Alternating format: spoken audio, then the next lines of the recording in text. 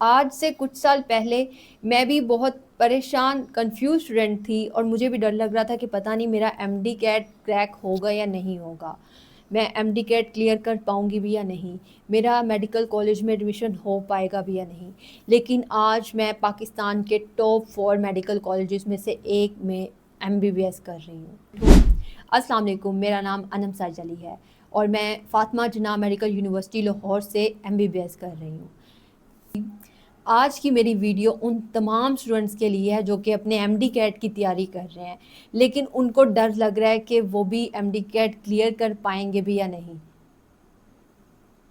तो वीडियो आप लोगों ने एंड तक ज़रूर देखनी है, क्योंकि हो सकता है कि ये वीडियो आपकी लाइफ चेंज कर दे।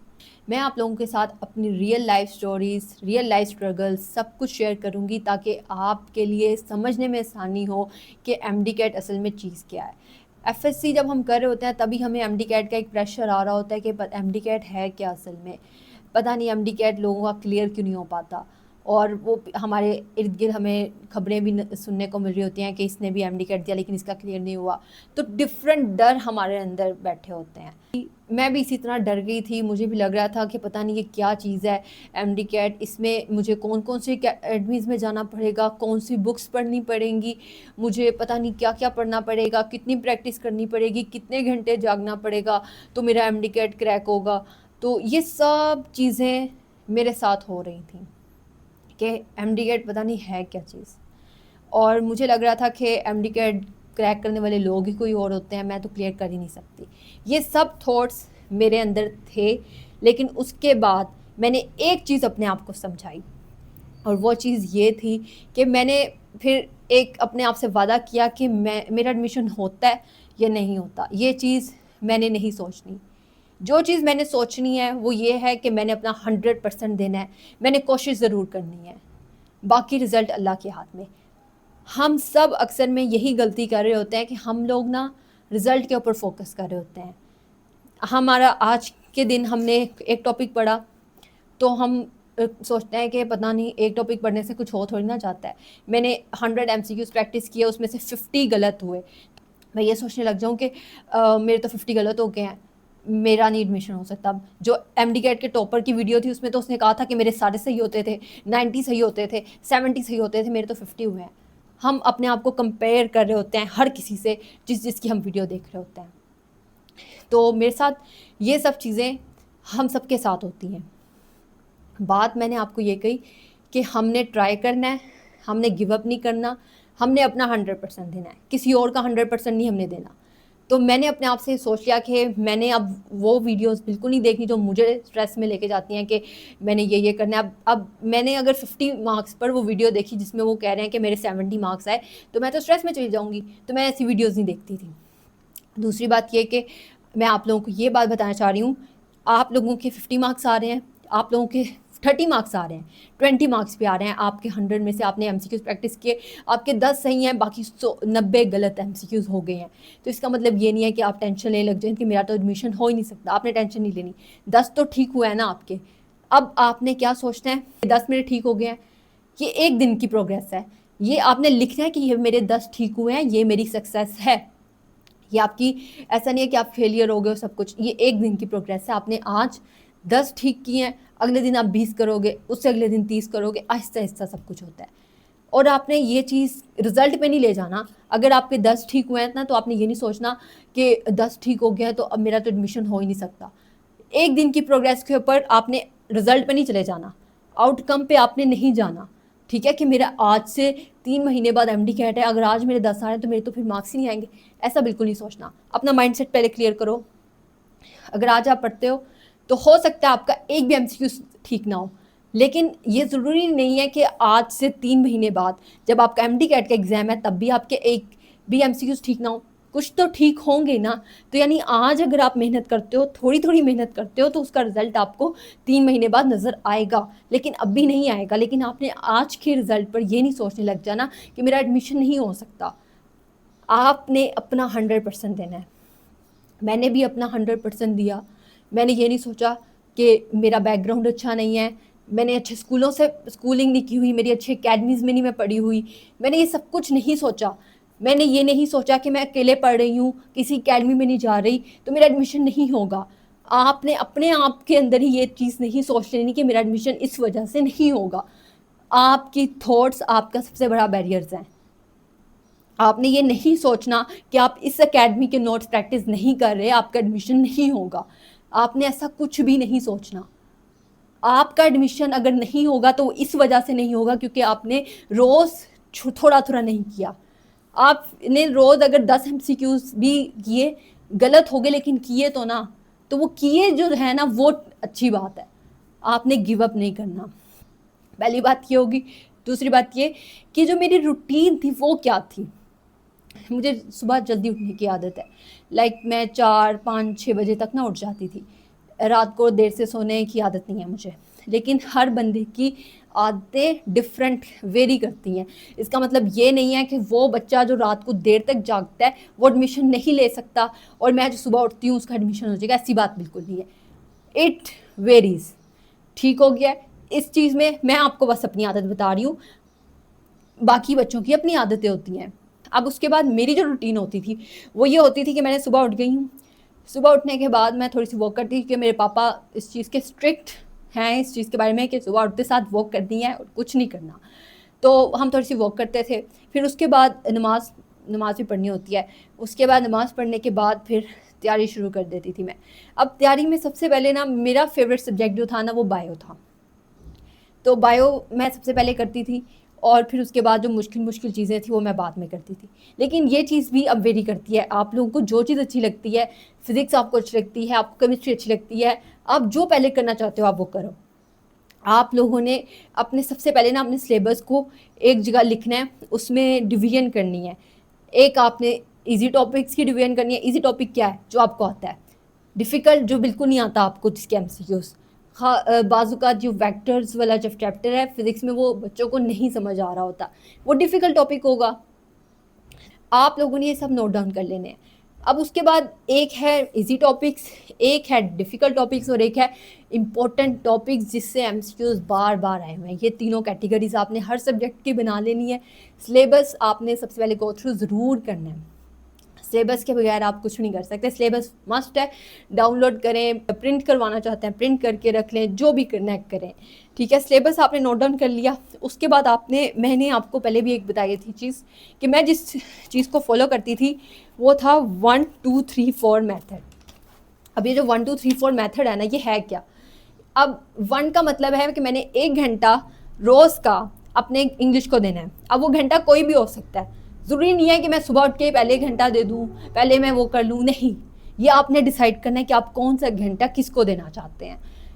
1 घंटा आपने बस अपने हाथ में आपने घड़ी पहन के रखनी है MD कैट के इन 3 महीने की प्रेपरेशन में, ताकि आपको पता हो कि आपने किस टाइम क्या करना है। वॉशरूम जा रहे होंगे तो उतार देनी है, लेकिन वैसे आपने पहन के रखनी है। कोई एक्सक्यूज़ नहीं आना चाहिए कि मेरी घड़ी ख़राब है, घड़ी ठीक करवाओ, खरीदो घड़ी, लेकिन पहन के रखनी है घड़ी। आपकी राइट हैंड में पहनिए राइट हैंड में पहनो, लेफ्ट हैंड में पहनिए लेफ्ट हैंड में पहनो, घड़ी होनी चाहिए आप सबके पास। ठीक है, 1 घंटा रोज़ का इंग्लिश को देना है। अब वो कैसे देना है वो मैं आपको बताती हूँ। 2 घंटे आपने रोज़ के बायो को देना है, 2 घंटे। It is more than enough अगर आप 2 घंटे बायो को रोज़ दे रहे हो। 3 घंटे आपने केमिस्ट्री को देने हैं, 4 घंटे आपने फिज़िक्स को देने हैं। अब ये जो मैंने आप लोगों को सब कुछ बताया कि इतने घंटे आपने इसको देने हैं, इतने घंटे इसको देने हैं, ये जो मैंने डिवीजन की हुई है ना, ये डिवीजन बहुत इंपॉर्टेंट है। फिज़िक्स वो है जो कि गेम चेंज करता है MD कैट में। बच्चे जो होते हैं उनकी बायो भी हो जाती है, केमिस्ट्री भी हो जाती है, लेकिन फिज़िक्स में वो रह जाते हैं। तो MD कैट में अगर आप कुछ करना चाहते हो, गेम चेंज करना चाहते हो, तो आपकी फ़िज़िक्स पर कमांड बहुत अच्छी होनी चाहिए। तो आप लोगों ने अब करना क्या है, इसकी 1 घंटे को कैसे यूटिलाइज़ करना है हम ये भी देखते हैं। अब मैं क्या करती होती थी कि मैं 1 घंटे में आधा घंटा सिर्फ मैंने पढ़ना है, इंग्लिश के जो भी रूल्स हैं, फिर उसकी प्रैक्टिस आधे घंटे में करनी है। आधे घंटे में मुझसे जितने MCQs प्रैक्टिस होंगे आई विल डू डैट। ठीक है, मैंने प्रैक्टिस की, प्रैक्टिस करने के बाद 1 घंटा हो गया। अब 1 घंटे के बाद मैंने अपने आप को जो ब्रेक देनी है ना, उस ब्रेक में मैंने क्या करना है कि मैंने MCQs चेक करने हैं। जो MCQs मैंने किए उन MCQs को, फिर उसके बाद मैंने उन MCQs को देखना है कि ये मेरे गलत हुए।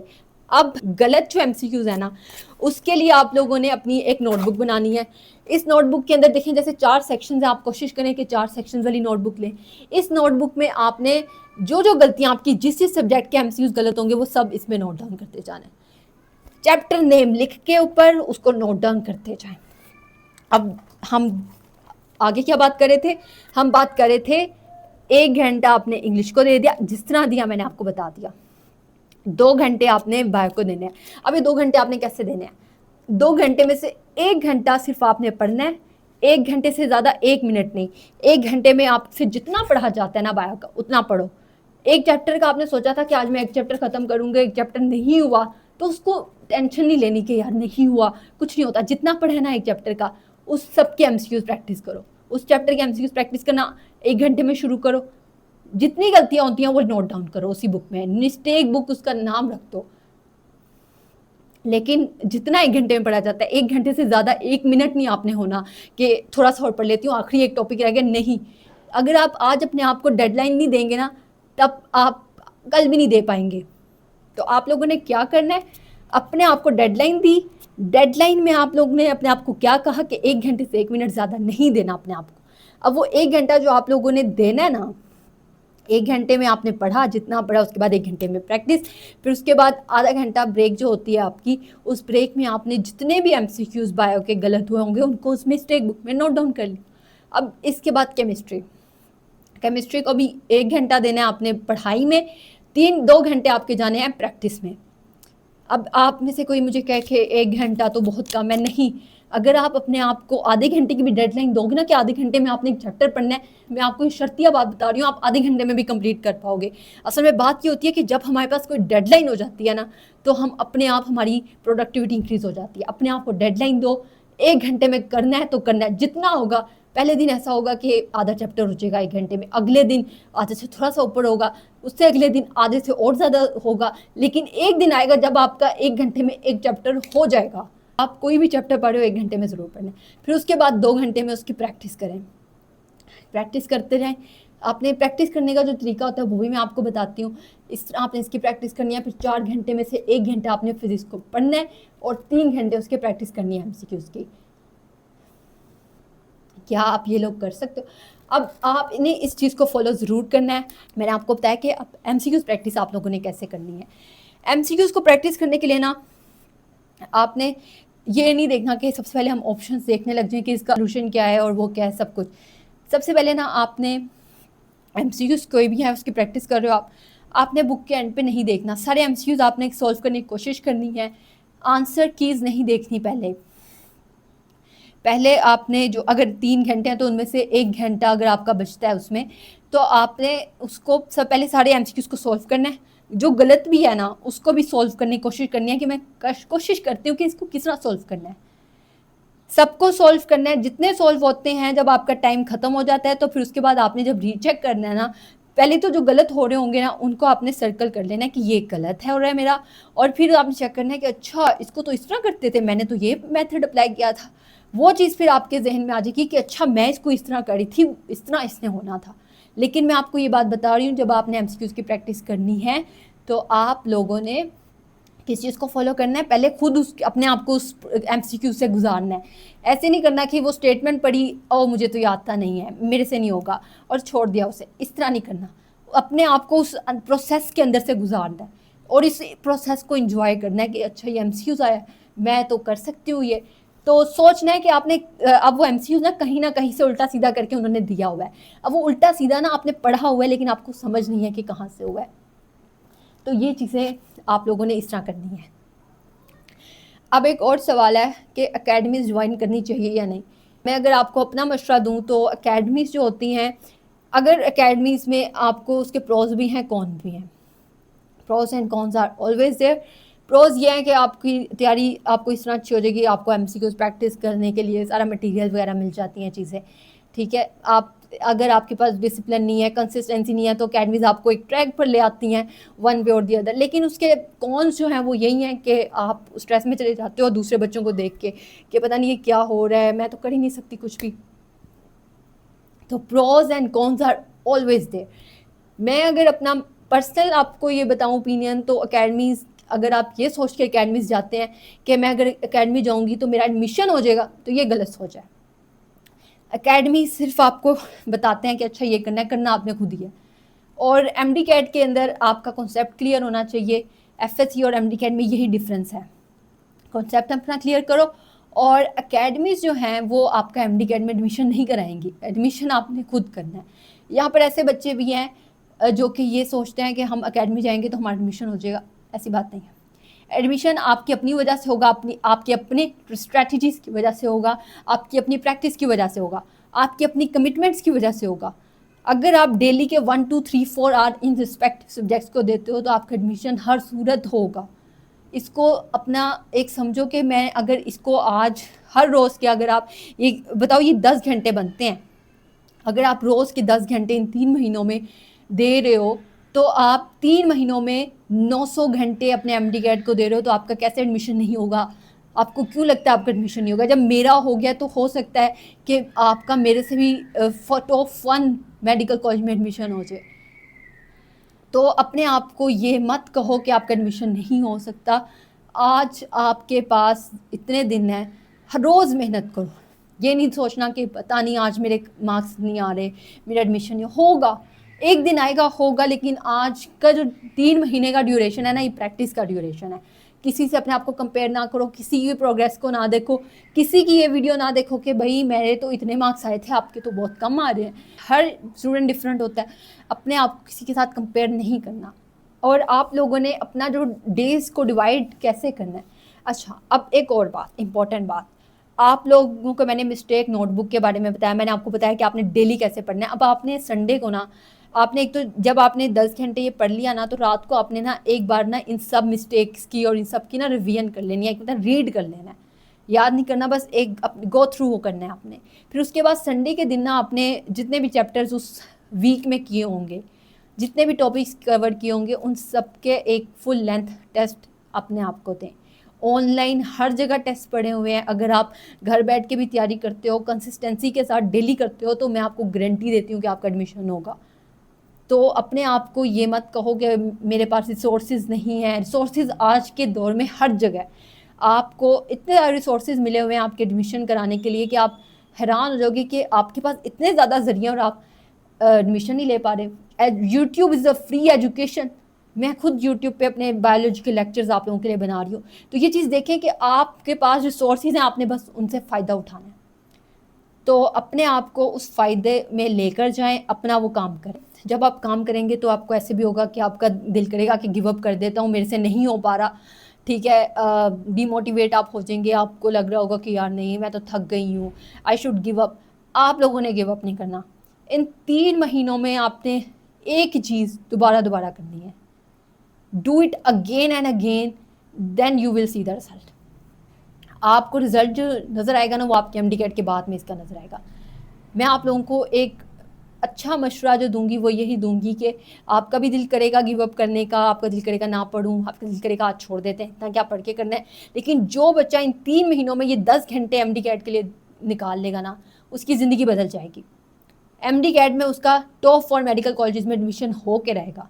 तो अगर आप लोग एमडी कैट क्लियर करना चाहते हो, मेडिकल कॉलेजेस में एडमिशन लेना चाहते हो, तो आप लोगों ने इस चीज़ को ज़रूर फॉलो करना है।